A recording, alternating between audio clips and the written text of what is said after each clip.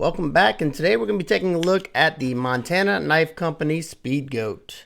This is a totally USA made fixed blade and one that is very popular in the hunting world. A lot of their knives sell out immediately, and this particular model I'm guessing is not as popular as some of the other ones because you can actually buy these unlike some of the other ones.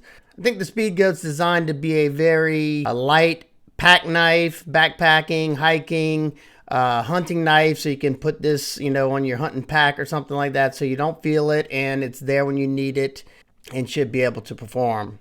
This particular one has a mirror polished, as you can see there, mirror polished stone wash finish on it. It's very hard to show. It's reflective, and the blade steel on this one is CPM Magna Cut, which is an outstanding steel, especially when heat treated. I found between 63 to 64 or even higher. It really shines. We just tested the Schwartz Knives Overland Sport, that 63, 64, and that thing performed outstanding. Now, they don't list the HRC, and I even contacted them, but I never got a response. So I don't know what the HRC is on this. We are going to test it in just a minute, but let's take a close look at this. You have a nice full flat ground blade, needle-like point. Look at that, which is excellent because, like I said, this is geared toward hunters and, for hunting. So if you had to pierce into some hide or something, and that belly right there is going to make it great for skinning. You can, make those finesse cuts around the vital organs and stuff like that. Now, this is a bigger EDC fixed blade for me. This is a lot bigger than I normally go for. This is coming in at 7.75 inches, but the knife only weighs 1.7 ounces. So that's what kind of made me decide to try it out. And you have a blade length of 3.75 inches, so a nice long blade there. Should be able to handle most of your task out in the field. And on the site, it says the stock thickness is 0.095, and I was kind of excited about that. That's like Benchmade bug out territory, so that would make it even more slicey. However, I did put my calipers on it, and I checked it 3 or 4 times, and mine read 0.11, which is not a big deal, but it is a little bit thicker. Maybe that was the original Speedgoats in 52100, which they also have. Those are black coated and should be a very tough blade. The beauty about Magna Cut is it's a stainless steel that is very tough. It can handle high hardnesses without being brittle, and hopefully this one is HRC to in that 63, 64 range. I don't know for certain, but like I said, we're gonna do some testing, and I won't be able to tell you for certain, but I'll have a decent idea. The grip area on this one from here to where it slopes up right here is 3.6 inches from here to here. I know my medium-sized hands, I got excellent grip to it. If you had large, extra large hands, you might be sitting on this little point. I don't know. Now they do have, this is cord wrap. They do have models that do have G10 scales. They got one kind of similar to this. I think it's the same size.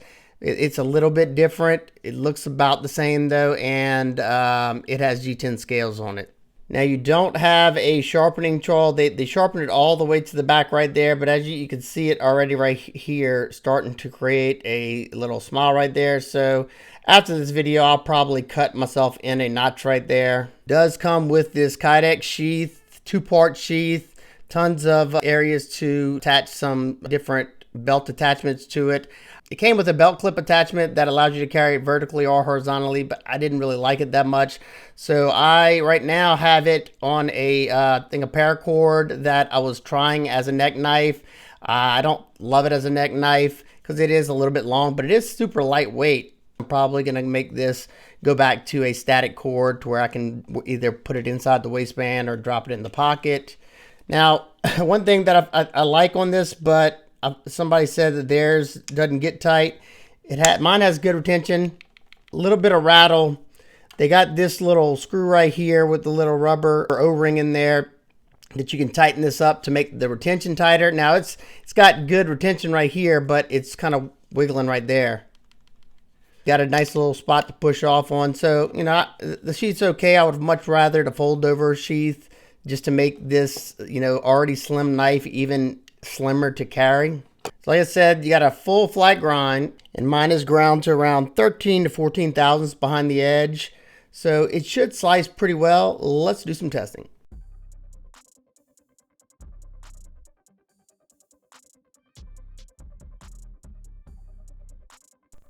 The edge on this knife did not come that great, so I decided to sharpen it up myself because I was testing it alongside another knife in MagnaCut at the time, and that was the Schwartz Knives Overland Sport. Once I sharpened it up, it was very sticky sharp. I sharpened it to 600 grit and then stropped it up with 3 micron and 1 micron just to knock off the burr. And I was mainly wanting to see if it would go further than most of the stuff I test, and I was kind of worried that this high point on this knife with a deeper belly would cause it to slide out of my cuts, but I didn't make a long enough cut. So I did add 2 more pieces of lengths of box, like I usually only do 2 for the testing, but being this is MagnaCut, I decided to step it up a notch. And so far, it's doing really well. Now we're going to test the ergos. And this is something I was kind of worried about with the cord wrapped handle. Now, I will say I've tested other cord wrap handle knives before, and this one was a lot more comfortable. I think it's because they do a lot of finishing work before they actually cord wrap it. So it's kind of rounded feeling in the hand. Now, it is a very thin handle, obviously, because it's a skeletonized knife. So doing this for a long period of time would be uncomfortable, and it would start to cramp up your wrist, forearms, and stuff like that. But in a pinch, say if you were using this as a backpacking knife or something like that, I think it would work outstanding. And as a hunting blade, which this is pretty much what this is for, this is what they cater to, yeah, it would be an excellent hunting knife. But you know, like I said, if you need to make a fire in a pinch, make some feather sticks, you could definitely do it. Just wouldn't be my go-to if I had a choice. Now I'm sure they make them with handles. They are quite a bit more expensive. I'm sure that one would have been beautiful. Now, once again, like I said earlier, being that it has that high tip to it, you can't really get that tip down easily. So I used the belly to do a drag cut. Not a problem. And sorry if y'all can hear my dog, but you know, he knew I was recording today. But everything else is going to do really well. Now, the mirror polishing on this blade makes it glide through the materials. That's the only real reason I could see for the mirror polishing, is to help it glide through material and help it easier to make it clean. I don't know, if you're skinning an animal, easier to get the blood off the blade. That's the only reason, because MagnaCut is not going to rust on you. It is highly corrosion resistant, and that's like kind of like coating the MagnaCut blade, which is no problem. I just I think I would have rather a coated blade than a mirror polished blade.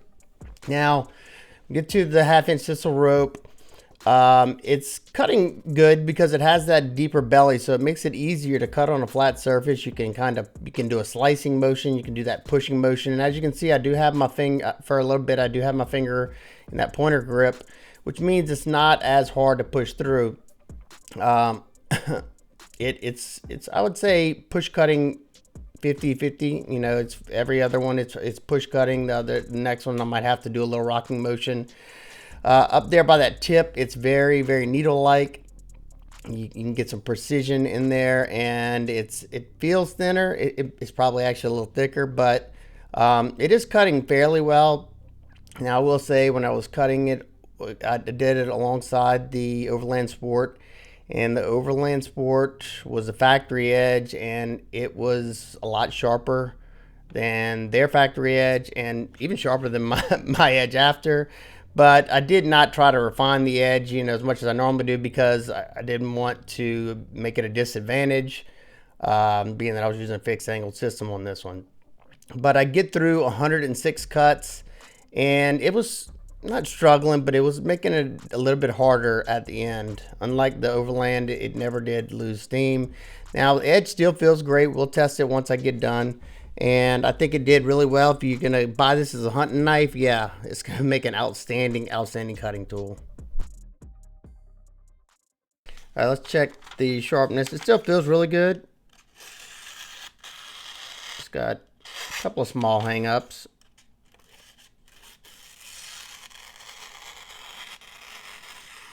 Maybe not. That might have been me.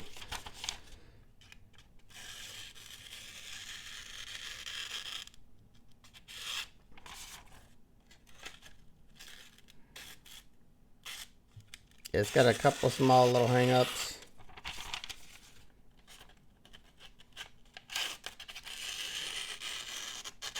Nothing I couldn't strop out. All right, I think it performed really well. Okay, as an EDC knife, it wouldn't be my go-to choice just because of how high that tip is. But as a hunting knife, I could say this thing would be remarkable. You're not gonna have to worry about it rusting, even if you leave, you know, if you process an animal and leave gunk all over it, it should not rust this blade. It's going to be very slicey. You're going to be able to really finesse that belly into what you're cutting, and it's going to hold an excellent edge. Now, this cord wrap handle, like I said, whenever I was talking in the video, in the cutting, it's comfortable than other cord wrap handles that I've tested because I think of how much they rounded all this stuff over. However, this little spot right here, whenever I was cutting, when I was really bearing down, that little part right there was kind of aggravating me. Now, you know, will you be doing very hard cuts into stuff? Maybe, but you shouldn't be doing it for a long period of time, so it should be fine. Now, it is only 0.3, mine's only 0.33 inches thick, so if you were doing extended cutting, you're going to start fatiguing your wrists and your forearms, but, you know, if you're cleaning an animal, doing like a pinch grip, you should be fine. So it just depends on what you're buying this knife for. The weight without the sheath is 1.65, even lighter than they said. With the sheath without the clip, 2.913 ounces. So that's awesome. The cord wrap handle held up fine. It didn't separate at all. And I don't know if you can see that, but they actually mirror polished the handle itself. And you can see how it, I don't know if you can see that, but it is skeletonized in there. So they definitely do a lot of finishing work.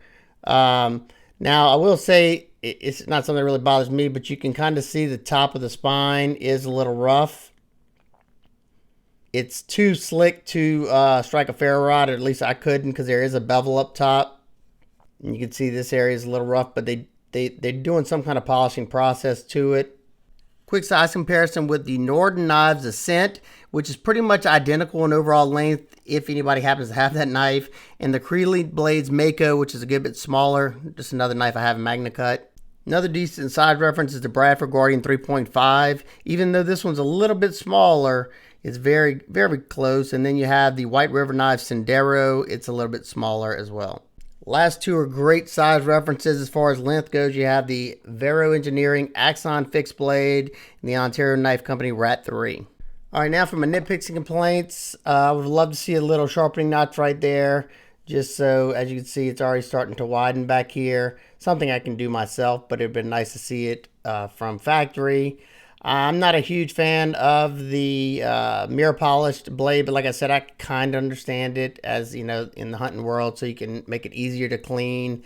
But a good, you know, a good stone wash finish, it wouldn't have been as much of a fingerprint magnet. It wouldn't have been so reflective. And lastly, the price. Okay, and I think a lot of this price has to do with, you know, how popular this company is with the hunting community. But this knife coming in, the cord wrap handle scales, is coming in at $225. You can also get it in 52-100 with a black coated finish on it to help from corrosion for $225. Now, for that price, I think it should have came with scales, personally. Creeley Mako with the full flat grind instead of this Scandi grind, and Magna Cut with beautifully done scales. Super comfortable. Now, it's a smaller knife, but the blade stock thickness is bigger, so it's more steel. Coming in, so it's about what and what.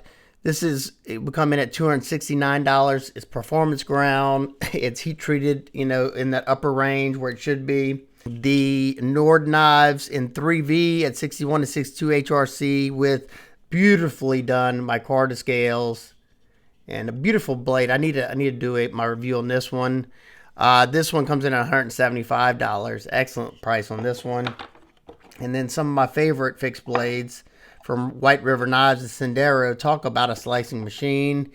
and also would make a beautiful hunting knife. Nice stone wash. See, now this is a nice stone wash, kind of like reflective stone wash finish. I love their finishes, and their handle scales are so comfortable.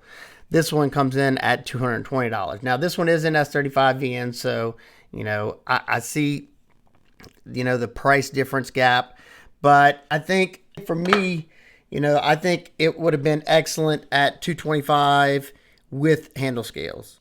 Personally, love to hear y'all thoughts down below. You know, that's just me. I obviously liked it enough to buy it, but I know with, you know, how the economy is, and you know, everybody's dollar is that much more important.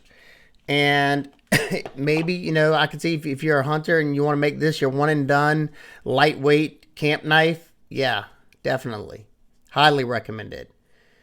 But, you know, if you're an enthusiast and you buy multiple, you know, can you afford to buy this one and another one? You know, unless you're looking for a super ultra lightweight, like hiking type knife with excellent steel, that you definitely not gonna have to worry about it corroding with that mirror polish finish almost, with a okay sheath, you know, I can recommend it there.